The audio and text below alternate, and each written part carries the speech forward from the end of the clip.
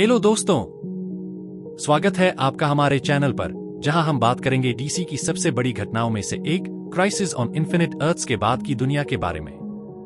इस वीडियो में हम जानेंगे कि इस इवेंट के बाद डीसी के मूवीज, शोज और कॉमिक्स में क्या क्या बदलाव आए। तो चलिए शुरू करते हैं।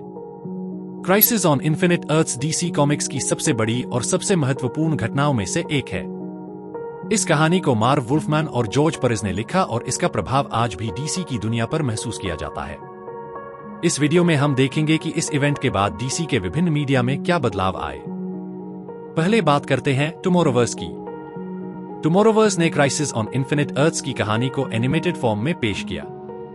इसने एक 3 पार्ट की कहानी दिखाई, जहां डीसी के विभिन्न एनिमेटेड यूनिवर्स एक साथ आए और एंटी-मॉनिटर का सामना किया। इस संस्करण में हमने देखा कि कई मशहूर यूनिवर्स जैसे बैटमैन द एनिमेटेड सीरीज और सुपरमैन द एनिमेटेड सीरीज को समाप्त होते हुए देखा।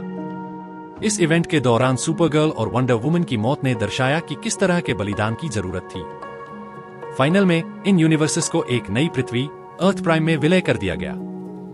इस विलय के साथ साथ वंडर वुमन के बलिदान से मिरेकल मशीन की मदद ली गई और बाकी के हीरो एक नई दुनिया में नए इतिहास और यादों के साथ जीने लगे।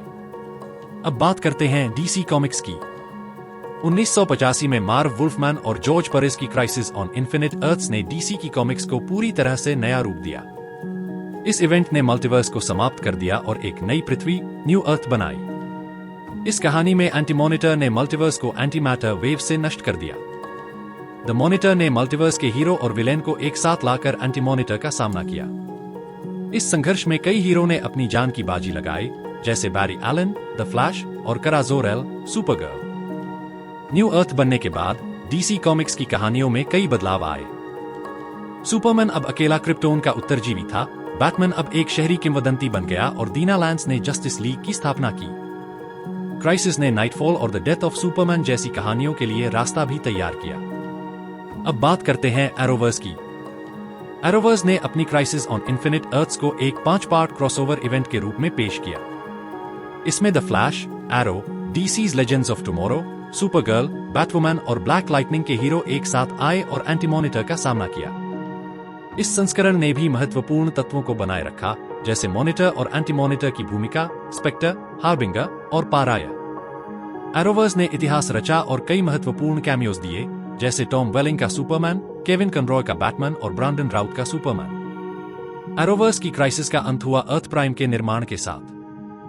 अर्थ प्राइम ने अर्थ 1 और अर्थ 38 को मिलाकर एक नया संयुक्त इतिहास पेश किया।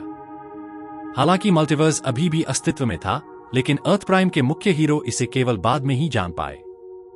आखिरी में एरोवर्स के मल्टीवर्स में Doom Patrol, Titans, Stargirl, Green Lantern Corps dot और स्वैम्प थिंग जैसे अलग अलग यूनिवर्स शामिल हैं।